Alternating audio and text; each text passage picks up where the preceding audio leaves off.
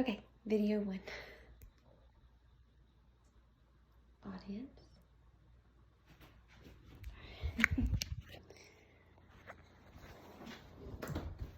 Good evening.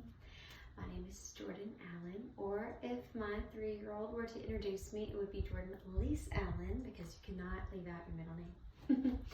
I am 27 years old, or young, should I say, and I'm actually thoroughly looking forward to my 30s.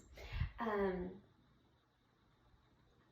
am currently a stay-at-home mom. I have 2 beautiful little girls, Jillian Allen and Azalea Allen. Jillian is 3, almost 4, and Azalea has just turned 1 in March, so she was a quarantine baby. It was quite an experience. The future me hopes to be a teacher for an elementary school. I think 2nd grade is a wonderful age, and that's what I would like to teach, but ultimately I would like to accomplish my master's or maybe even doctorates in child psychology, and just maybe even be a counselor for children, and even go into other fields outside of the school for children. So, something interesting about me would probably be that I like to play the keyboard, and I also am very interested in learning the guitar, and every time I have picked the guitar up, I have gotten distracted and laid it down. But I have a very passionate goal to learn and become better at the guitar. So that is it's something interesting, and then just food for thought, or not food for thought necessarily, but something fun about me is that I love coffee, and I don't care if it's hot or cold. So yeah.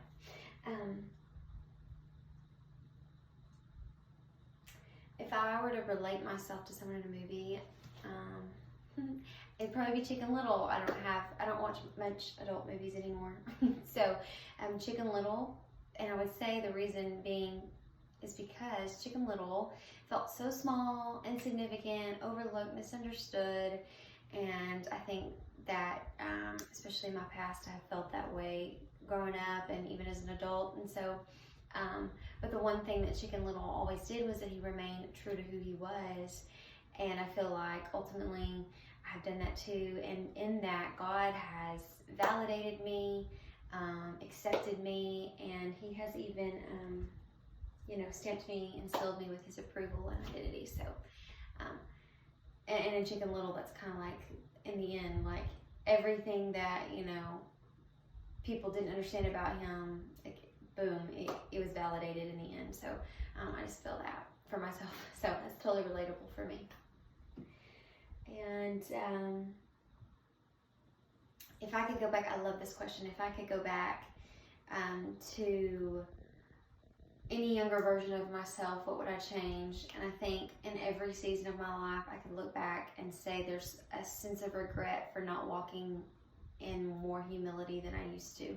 And I think with every season that I enter into, I think I walk a little more humbly, and not just humbly, but also living more present. I think that is one thing that I would go back and do differently. I read something today, even people say things like, if you would just slow down and like look at where you're at, you would realize that everything you have is once what you always hoped for.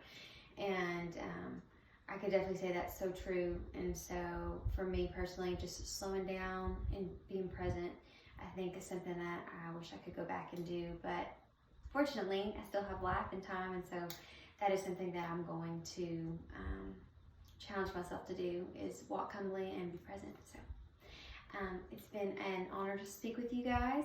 Thank you for your time.